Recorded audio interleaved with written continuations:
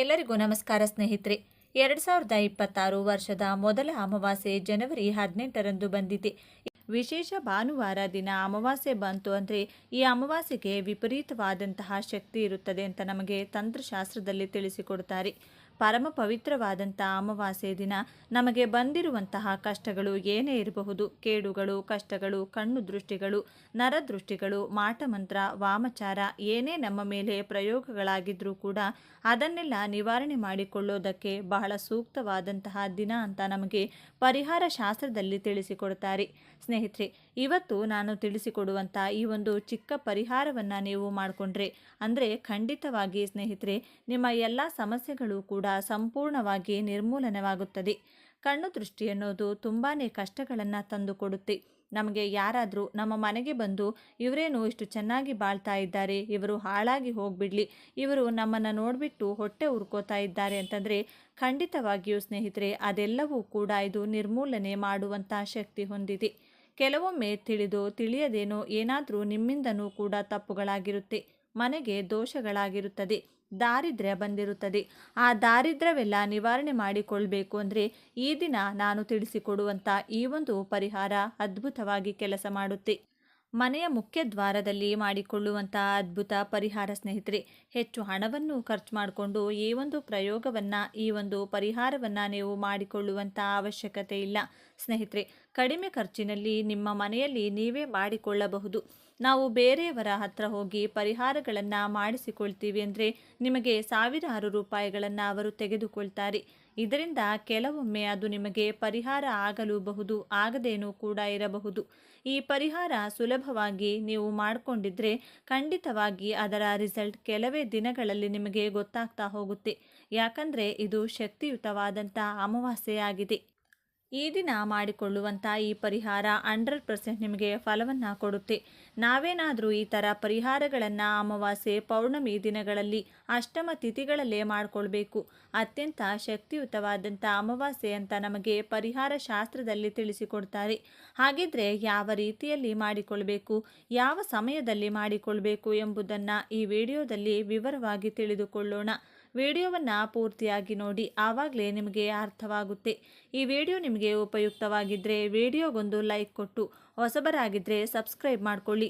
ಎಲ್ಲರೂ ಭಕ್ತಿಯಿಂದ ಓಂ ಶ್ರೀ ಮಹಾಲಕ್ಷ್ಮಿ ನಮಃ ಅಂತ ಕಮೆಂಟ್ ಮಾಡಿ. ಈ ಒಂದು ಪರಿಹಾರ ಮಾಡಿಕೊಳ್ಳೋದಕ್ಕೆ ಮುಖ್ಯವಾಗಿ ಬೇಕಾಗಿರುವಂಥದ್ದು ನವಧಾನ್ಯ. ನವಧಾನ್ಯಗಳು ಮುಖ್ಯವಾಗಿ ಬೇಕಾಗುತ್ತದೆ. ಇದು ಕೂಡ ನಿಮಗೆ ಪೂಜಾ ಸ್ಟೋರ್ಗಳಲ್ಲಿ ಸಿಗುತ್ತೆ. ಇಲ್ಲಾಂದರೆ ಯಾವುದಾದ್ರೂ ನೀವು ಅಂಗಡಿಗಳಲ್ಲಿ ನೀವು ಸ್ವಲ್ಪ ಸ್ವಲ್ಪ ತಗೋಬಹುದು. ಪೂಜಾ ಸ್ಟೋರಲ್ಲಿ ನಿಮಗೆ ಸುಲಭವಾಗಿ ಸಿಗುತ್ತೆ. ಹಾಗಾಗಿ ಪೂಜಾ ಸ್ಟೋರಲ್ಲಿ ನೀವು 50 ರೂಪಾಯಿ ಕೊಟ್ಟರೆ ನಿಮಗೆ ನವಧಾನ್ಯಗಳನ್ನು ಕೊಡ್ತಾರೆ. 20 ರೂಪಾಯಿಗೂ ಕೂಡ ಕೊಡ್ತಾರೆ. ನೀವು ಕೇಳಿಕೊಂಡು ತಗೋಬೇಕಾಗುತ್ತದೆ ಸ್ನೇಹಿತರೆ. ಹಾಗಾಗಿ ಸ್ವಲ್ಪ ನವಧಾನ್ಯ ಬೇಕಾಗುತ್ತೆ. ನವಧಾನ್ಯ ಮನೆಯಲ್ಲೇ ಇತ್ತು ಅಂದರೆ ಅದನ್ನೇ ಉಪಯೋಗಿಸಿಕೊಳ್ಳಬಹುದು. ಅದಾದ ನಂತರ ಇನ್ನು ಎರಡನೆಯದಾಗಿ ಕವಡೆಗಳು ಬೇಕಾಗುತ್ತೆ. ಅದರಲ್ಲೂ ಕಪ್ಪು ಬಣ್ಣದಲ್ಲಿರುವಂಥ ಕವಡೆಗಳು ಬೇಕಾಗುತ್ತದೆ. ಈ ಕಪ್ಪು ಬಣ್ಣದ ಕವಡೆಗಳು ಈ ಒಂದು ಪರಿಹಾರಕ್ಕೆ ಅತ್ಯಂತ ಸೂಕ್ತವಾದಂಥದ್ದು. ಕಪ್ಪು ಬಣ್ಣದ ಕವಡೆಗೆ ವಿಶೇಷವಾದಂತಹ ಶಕ್ತಿ ಇರುತ್ತೆ ಸ್ನೇಹಿತರೆ. ದೃಷ್ಟಿ ದೋಷಗಳು, ನರದೃಷ್ಟಿ ದೋಷಗಳು, ಮಾಟಮಂತ್ರಗಳು, ಏನೇ ಕೆಟ್ಟ ಕೇಡು, ಏನೇ ಶಕ್ತಿಗಳು ನಿಮ್ಮ ಮನೆಯಲ್ಲಿತ್ತು ಅಂದರೆ ಅದನ್ನು ಮನೆಯಿಂದ ಹೊರಗಟ್ಟುವಂಥ ಶಕ್ತಿ ಈ ಕಪ್ಪು ಕವಡೆಗಳಿಗೆ ಇರುತ್ತದೆ ಸ್ನೇಹಿತರೆ. ಹಾಗಾಗಿ ಕಪ್ಪು ಕವಡೆಗಳನ್ನು ತೆಗೆದುಕೊಳ್ಬೇಕಾಗುತ್ತೆ. ಇದನ್ನು ಕೂಡ ನಿಮಗೆ ಪೂಜಾ ಸ್ಟೋರ್ಗಳಲ್ಲೇ ಸಿಗುತ್ತೆ. ಈ ಕವಡೆಗಳಾದ ನಂತರ ಇನ್ನು ಮೂರನೆಯದಾಗಿ ಬೇಕಾಗಿರುವಂಥದ್ದು ತೆಂಗಿನಕಾಯಿ. ತೆಂಗಿನಕಾಯಿ ಪೂರ್ತಿಯಾಗಿ ನೀರು ತುಂಬಿರುವಂಥ ಒಂದು ಪರಿಶುದ್ಧವಾಗಿ ಎಲ್ಲೂ ಬಿರುಕಿರಬಾರದು, ಚೆನ್ನಾಗಿ ಜುಟ್ಟೆಲ್ಲ ಇರುವಂಥ ತೆಂಗಿನಕಾಯಿಯನ್ನು ಒಂದು ತೆಗೆದುಕೊಳ್ಳಿ. ತೆಂಗಿನಕಾಯಿ ದೈವಶಕ್ತಿಯನ್ನು ಹೊಂದಿರುವಂಥದ್ದು. ತೆಂಗಿನಕಾಯಿ ಮನೆಯಲ್ಲಿರುವಂಥ ಕೆಟ್ಟ ಶಕ್ತಿಗಳನ್ನು ತನ್ನಲ್ಲಿ ಎಳೆದಿಟ್ಟುಕೊಳ್ಳುವಂತಹ ಶಕ್ತಿ ಇದೆ. ಅದು ಯಾವ ರೀತಿಯಾಗಿ ಅನ್ನೋದನ್ನು ನಾನು ಮುಂದೆ ನಿಮಗೆ ಹೇಳ್ತಾ ಹೋಗ್ತೀನಿ. ಒಂದು ತೆಂಗಿನಕಾಯಿಯನ್ನು ತೆಗೆದುಕೊಳ್ಳಿ ಸ್ನೇಹಿತರೆ. ಆನಂತರವಾಗಿ ಒಂದೇ ಒಂದು ಸ್ಪೂನಷ್ಟು ಕಲ್ಲುಪ್ಪು ಬೇಕಾಗುತ್ತದೆ. ಕಲ್ಲುಪ್ಪು ಇನ್ನೇನು ಮನೆಯಲ್ಲಿ ಸಿಕ್ಕೇ ಸಿಗುತ್ತೆ. ಒಂದು ಸ್ಪೂನಷ್ಟು ಕಲ್ಲುಪ್ಪನ್ನು ತೆಗೆದುಕೊಳ್ಳಿ. ಆನಂತರವಾಗಿ ಕಲ್ಲುಪ್ಪಿನ ಬಗ್ಗೆ ಹೇಳಬೇಕು ಅಂದರೆ ಅದು ನಿಮಗೆ ತಿಳಿದಿರುವಂಥದ್ದೇ ವಿಷಯ. ಕಲ್ಲುಪ್ಪಿಗೆ ನರದೃಷ್ಟಿಯನ್ನು ನಿವಾರಣೆ ಮಾಡುವಂತಹ ಶಕ್ತಿ ಇದೆ, ಧನಾಕರ್ಷಣೆ ಮಾಡುವಂಥ ಶಕ್ತಿ ಇದೆ, ಕಷ್ಟಗಳು ಕೇಡುಗಳನ್ನು ಹೊರಗಟ್ಟುವಂತಹ ಶಕ್ತಿ, ದಾರಿದ್ರ್ಯವನ್ನು ಹೊರಗಟ್ಟುವಂತಹ ಶಕ್ತಿ ಇದೆ. ಹಾಗಾಗಿ ಇದರಲ್ಲಿ ಕಲ್ಲುಪ್ಪನ್ನು ಕೂಡ ಬಳಸ್ತೀವಿ. ಇನ್ನು ಅದರ ಜೊತೆಗೆ ಅರಿಶಿನ ಕುಂಕುಮ ಅನ್ನೋದು ಮಂಗಳಕರವಾದಂತಹ ವಸ್ತುಗಳು. ಈ ಅರಿಶಿನ ಕುಂಕುಮ ದೈವ ಸ್ವರೂಪವಾದಂಥದ್ದು. ಈ ಪೂಜೆ ಪುನಸ್ಕಾರಗಳಲ್ಲಿ ಅರಿಶಿನ ಕುಂಕುಮ ಮುಖ್ಯ ಪ್ರಧಾನವಾಗಿರಲೇಬೇಕು. ಹಾಗಾಗಿ ಅರಿಶಿನ ಕುಂಕುಮ ಬೇಕಾಗುತ್ತದೆ. ಇನ್ನು ಕೊನೆಯದಾಗಿ ಸ್ನೇಹಿತರೆ, ಸುಗಂಧ ದ್ರವ್ಯ. ಪೂಜಾ ಸ್ಟೋರ್ಗಳಲ್ಲಿ ಇದೊಂದು ಮುಖ್ಯವಾಗಿ ಬೇಕಾಗುತ್ತದೆ.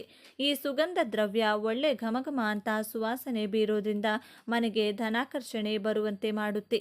ಈ ಸುಗಂಧ ದ್ರವ್ಯ ನಾವು ಪೂಜಾ ಸ್ಟೋರ್ಗಳಲ್ಲಿ 20 ರೂಪಾಯಿಗೆಲ್ಲ ನಮಗೆ ಸಿಕ್ಬಿಡುತ್ತೆ.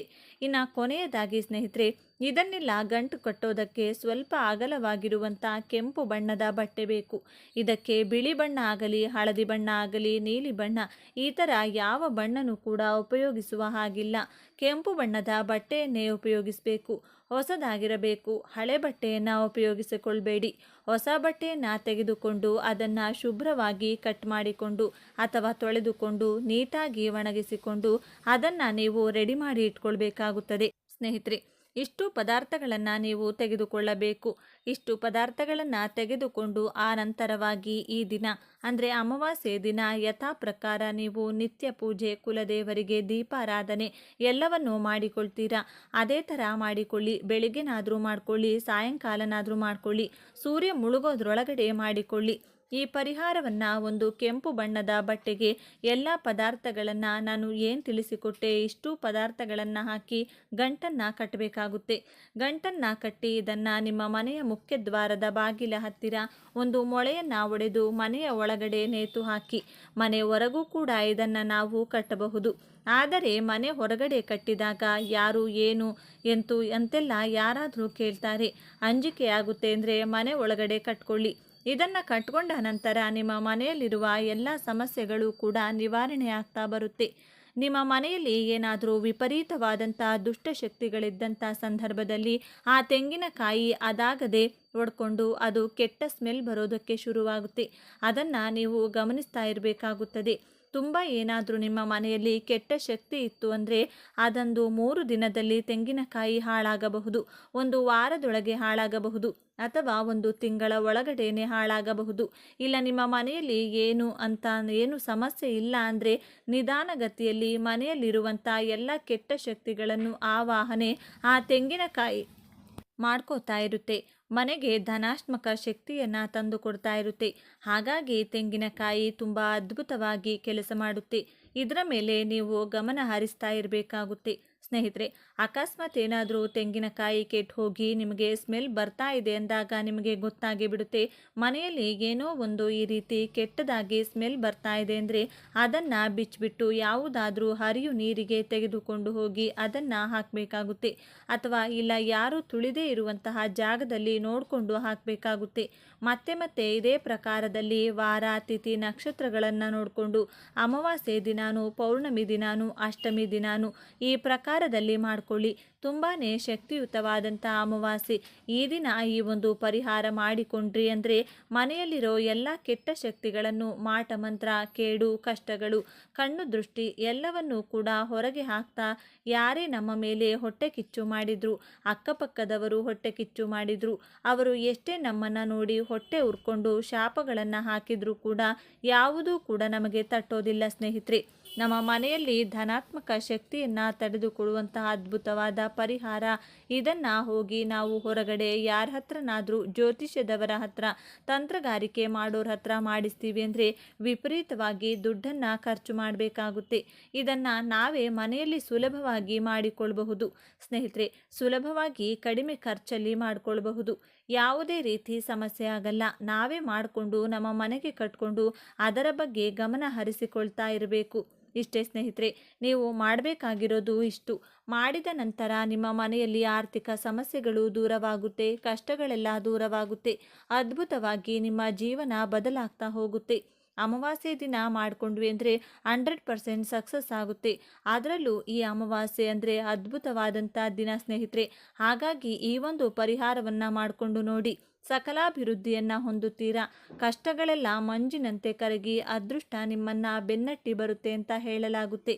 ಇವತ್ತಿನ ಈ ವಿಡಿಯೋ ನಿಮಗೆ ಉಪಯುಕ್ತವಾಗಿದೆ. ವಿಡಿಯೋಗೆ ಲೈಕ್ ಮಾಡಿ ಮತ್ತು ಹೊಸಬರಾಗಿದ್ದರೆ ಸಬ್ಸ್ಕ್ರೈಬ್ ಮಾಡಿಕೊಳ್ಳಿ. ಧನ್ಯವಾದಗಳು.